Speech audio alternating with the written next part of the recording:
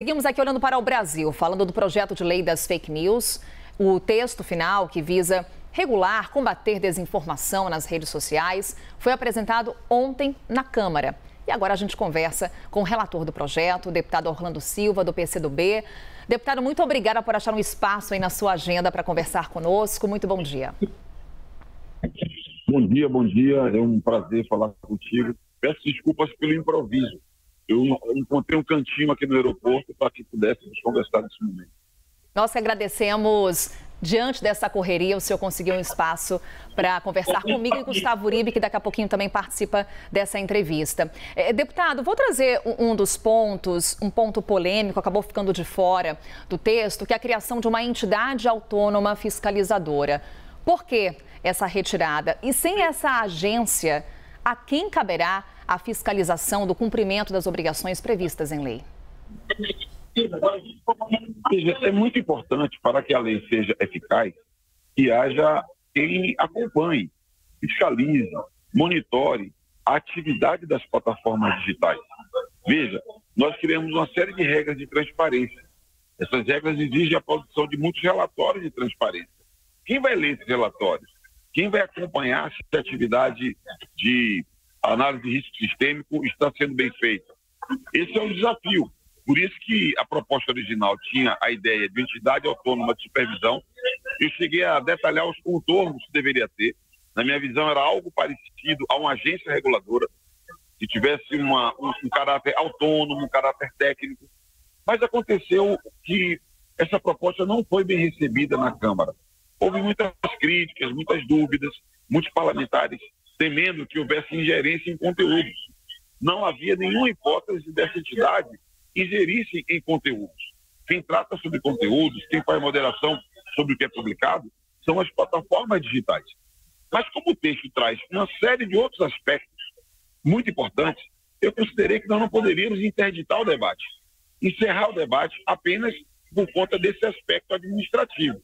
E assim, nós apresentamos a proposta ontem, incluindo regras para defender a liberdade de expressão, regras para a transparência, para proteger crianças e adolescentes.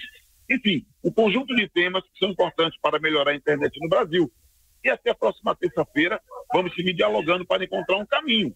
Se não houver uma união na Câmara em torno de uma ideia, no limite, o Poder Judiciário terá a responsabilidade de avaliar o cumprimento das obrigações definidas para as plataformas digitais. Mas nós poderemos avançar em muitos outros aspectos que estão previstos no texto. Gustavo Uribe tem uma pergunta também para o senhor, deputado. Relator, causou muita preocupação dois pontos do projeto. O primeiro é a extensão da imunidade parlamentar dentro das redes sociais. Isso poderia ser um salvo-conduto, por exemplo, para os parlamentares dispersarem fake news? E, aproveitando, o senhor incluiu também aquele pedido da bancada evangélica da liberdade de expressão em relação à liberdade de culto e aos cultos religiosos. Isso também pode ser um salvo-conduto para discursos tanto homofóbicos como machistas de algumas entidades religiosas? Primeiro que a imunidade parlamentar material, que é aquela proteção para as palavras, para os discursos e para os votos dos parlamentares, é uma medida democrática. Está escrita na Constituição Federal, no seu artigo 53. É um direito de minoria, para que os parlamentares que são da oposição não fiquem expostos, melhor dizendo, ao governo de plantão. No mundo inteiro existe, nas democracias, e eu considero que é muito importante a defesa da imunidade parlamentar. Quando foi aprovada a Constituição, não existia a internet. Eu tenho certeza que se o Constituinte vivesse no tempo da internet, essa imunidade parlamentar seria estendida às redes sociais. Porque as redes sociais se transformaram numa tribuna. E os parlamentares precisam ter o direito de expressar os seus pensamentos. Se houver abuso, se houver crime ou algo parecido, aí o tratamento tem que ser outro. Mas eu não posso abrir mão de ter na tribuna o direito de liberdade total para que os parlamentares possam expressar seu ponto de vista.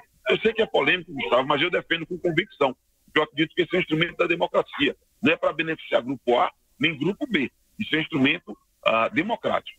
No que diz respeito a reivindicações que foram apresentadas pela Frente Parlamentar Evangélica, veja, o Brasil é um país que tem um Estado laico e tem absoluta liberdade de culto, liberdade de crença, liberdade religiosa. Isso é um comando da Constituição brasileira há décadas. E eu não tenho a menor dúvida que esse é um patrimônio que o Brasil tem, da sua cultura, da sua vida social. Considerando que houve más interpretações sobre uma palavra ou outra do texto, eu me dei o trabalho de ler linha a linha com líderes da Frente Parlamentar Evangélica e retirei com consciência e convicção cada palavra que gerou má interpretação. E criamos mais um inciso explicitando que não há qualquer hipótese de cerceamento de liberdade religiosa. Eu diria que isso é importante para que nós possamos desinterditar o debate.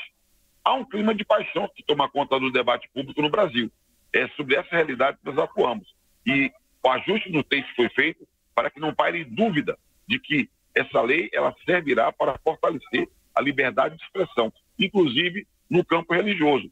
Mas aqui, como eu disse, no caso parlamentar, abusos terão outros caminhos para serem enfrentados. Sobretudo, é necessário que o diálogo da sociedade, uma compreensão da sociedade, Vou aproveitar aqui, respeitando a sua agenda, o seu tempo conosco, fazer duas perguntas em uma. Claro, quero a sua expectativa para a votação do mérito do projeto de lei das fake news e também abordar um pouco mais esse clima de paixão em torno do tema.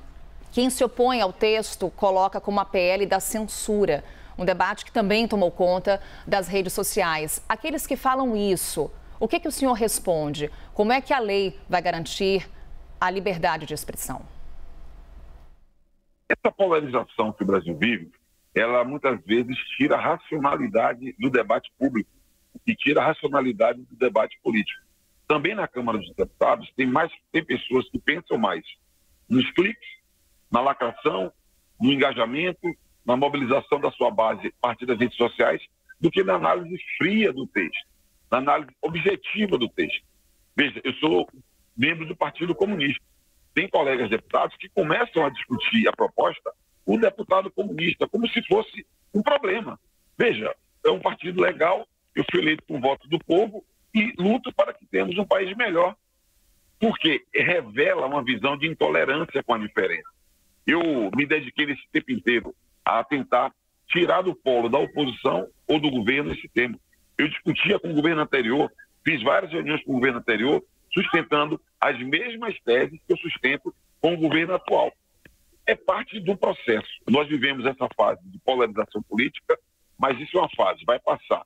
O nosso esforço é ser racional, olhar o texto, aperfeiçoar o texto. Nenhum texto é perfeito, mas a minha impressão é que tem boas contribuições. A defesa de um devido processo de moderação de conteúdos, para que o próprio usuário, ele conteste uma plataforma digital, se for ferida a sua liberdade de expressão, é uma grande conquista. A mudança no regime de responsabilidade, determinando que quando houver pagamento, quando houver impulsionamento, para que a mensagem vá mais longe, a plataforma é corresponsável. A criação de um dever de cuidado, de análise de risco sistêmico, que são mecanismos da legislação europeia, nós incluímos no texto, é um avanço importante.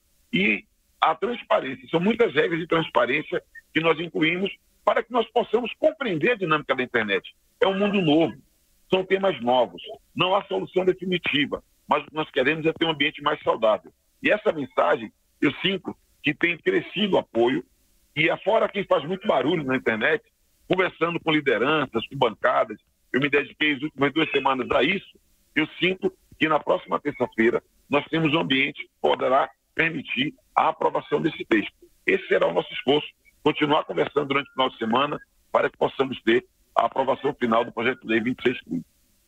Deputado Orlando Silva, do PCdoB, relator do projeto de lei das fake news. Mais uma vez, deputado, muito obrigada por conversar conosco. Um bom trabalho por aí. Até uma próxima.